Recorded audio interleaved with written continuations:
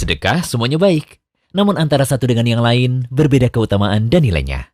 Tergantung niat, kondisi orang yang bersedekah, dan kepentingan proyek atau sasaran sedekah. Lalu sedekah pada orang miskin dan nafkah untuk keluarga, manakah yang lebih utama? Coba perhatikan hadis berikut. Dari Abu Hurairah, Nabi SAW bersabda, 1 dinar yang engkau keluarkan di jalan Allah, lalu 1 dinar yang engkau keluarkan untuk memerdekakan seorang budak, lalu 1 dinar yang engkau keluarkan untuk 1 orang miskin, dibandingkan dengan 1 dinar yang engkau nafkahkan untuk keluargamu, maka pahalanya lebih besar dari amalan kebaikan yang disebutkan tadi. Hadis riwayat Muslim.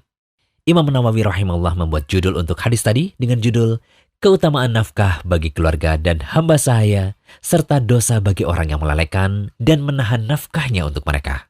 Dalam kitabnya Syarah Muslim, Imam Nawawi pun mengatakan, nafkah kepada keluarga itu lebih afdol dari sedekah yang hukumnya sunnah. Syekh Muhammad bin Shalih Al-Utsaimin rahimahullah pernah menjelaskan, sebagian orang tatkala bersedekah untuk fakir miskin atau yang lainnya, maka mereka merasa bahwa mereka telah mengamalkan amalan yang mulia dan menganggap sedekah yang mereka keluarkan itu sangat berarti. Adapun tatkala mengeluarkan harta mereka untuk memberi nafkah kepada keluarganya, maka seakan-akan perbuatan mereka itu kurang berarti. Padahal memberi nafkah kepada keluarga hukumnya wajib, dan bersedekah kepada fakir miskin hukumnya sunnah. Dan Allah lebih mencintai amalan wajib daripada amalan sunnah, sebagaimana penjelasan beliau dalam Riyadhus Shalihin. Penjelasan yang kami sebutkan tadi menunjukkan bahwa mesti ada prioritas dalam penyaluran harta. Yang utama sekali adalah pada istri dan anak. Setelah kewajiban pada keluarga tercukupi, barulah harta tersebut bisa disalurkan pada zakat dan sedekah sunnah.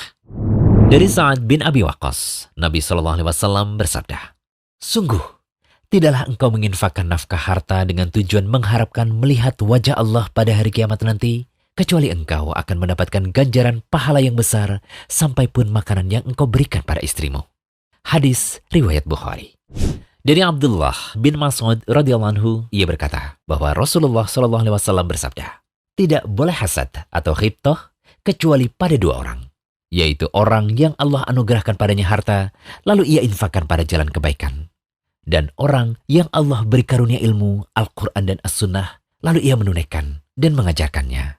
Hadis riwayat Bukhari dan Muslim.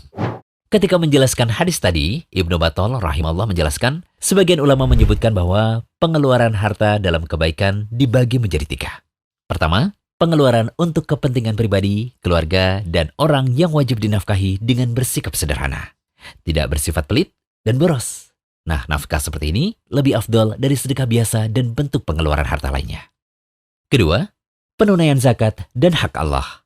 Ada ulama yang mengatakan bahwa siapa saja yang menunaikan zakat, maka telah terlepas darinya sifat pelit. Dan yang ketiga, sedekah tatawwu atau sunnah, seperti nafkah untuk menyambung hubungan dengan kerabat yang jauh dan teman dekat, termasuk pula memberi makan pada mereka yang kelaparan. Setelah merinci demikian, Ibnu Battal lantas menjelaskan, barang siapa yang menyalurkan harta untuk 3 jalan tersebut, maka ia berarti tidak menyia-nyiakan harta dan telah menyalurkannya tepat sasaran. Juga boleh orang seperti ini didengki, maksudnya bersaing dengannya dalam hal kebaikan. Jadi sekarang sudah tahu kan, kalau nafkah pada keluarga jauh lebih utama dibanding dengan sedekah pada fakir miskin? Right. Semoga pembahasan kali ini bisa menambah semangat dalam bekerja dan bertanggung jawab akan nafkah keluarga. Jangan lupa kunjungi rumaiso.com. Update setiap hari, insya Allah.